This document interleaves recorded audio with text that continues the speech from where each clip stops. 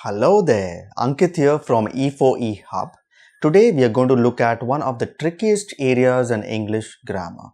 The difference between action verbs, which are also called dynamic verbs, versus state verbs, and most importantly, why on earth should we care about this concept?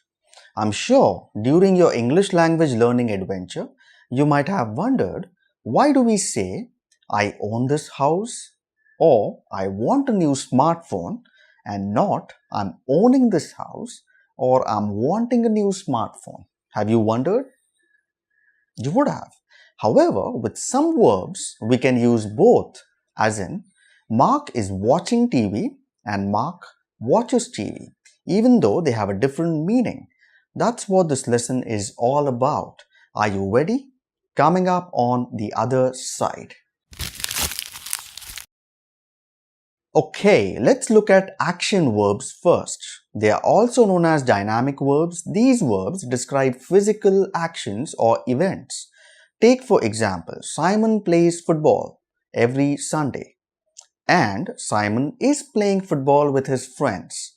Both sentences have the same root verb to play, which means to engage oneself in the activity of kicking the ball, dribbling and passing the ball among other things. Hence, this verb is an action verb.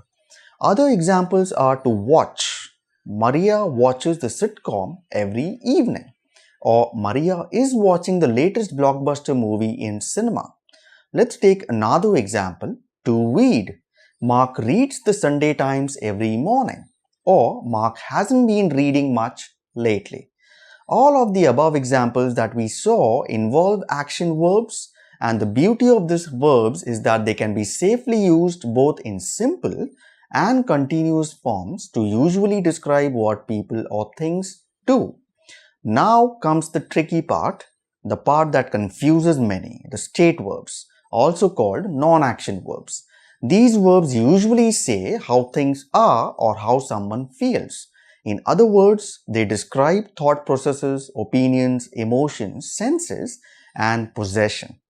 The present continuous is not normally used with state verbs because the meaning of the verb itself is a general truth rather than something which is temporary. Enough of theory. Let's look at the examples, shall we? Okay. Let's understand state verbs which express thoughts and opinions. Assume that you are with your friends shopping and you are asked to give your opinion on one of the shoes that your friends likes. And you say, I think they suit you well. You wouldn't say, I am thinking they suit you well, would you? No. Imagine that you don't agree with one of the suggestions your colleague offers to your boss. You will say, I understand what you mean, but I disagree with you on that. You would never say, I'm understanding what you mean, but I'm disagreeing with you on that. Other verbs in this same category include to agree, to remember, to forget, to regret, to know, to assume, and to believe. Let's look at some examples which use state verbs to describe emotions. So this is the second use. I like this kind of music. What genre is it? You wouldn't say, I'm liking this kind of music, would you? No. I wish I had a different boss. I hate him. Another example, what would you prefer, coffee or tea? The last one, do you mind if I take this? I love window seats. Other verbs in this category include dislike, enjoy, feel, adore, despise, and want. It's time to take a look at some stative verbs which are used to talk about our senses, how we feel. The cake smells delicious, but the meat smells bad. We wouldn't say the cake is smelling delicious, but the meat is smelling bad. No, the food tastes good. That is another verb. I can't hear you. Can you speak a bit louder? I can see a big plush bungalow over there. See. Please note that you can use can or can't with sense verbs to indicate that something is happening now or around now. So verbs like see, feel, hear, smell, and taste help us talk about our senses. Last, we look at examples of stative verbs that help us talk about possession. You possess something, right? Let's take the first one. My friend and I jointly own this food joint. We wouldn't say my friend and I are jointly owning this food joint, would we? No. Do you have enough room on your hard disk?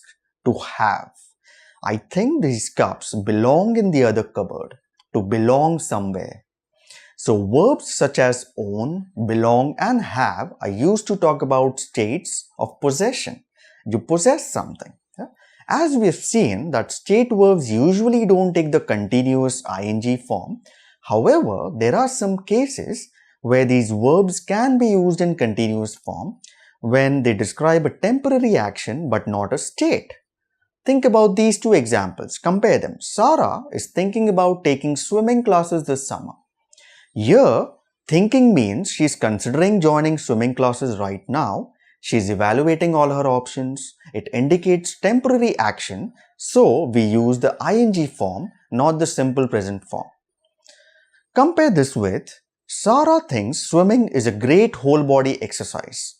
Here, thinks means it's her opinion that swimming helps the whole body, therefore it's not showing temporary action but a long-term opinion about swimming.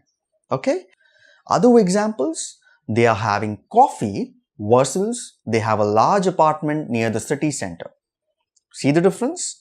The latter shows possession, therefore it isn't in the continuous form, while the former indicates event of drinking and enjoying the coffee. I hope you get it. How are you feeling today? I heard you caught a cold. Versus, how do you feel about the traffic in the city?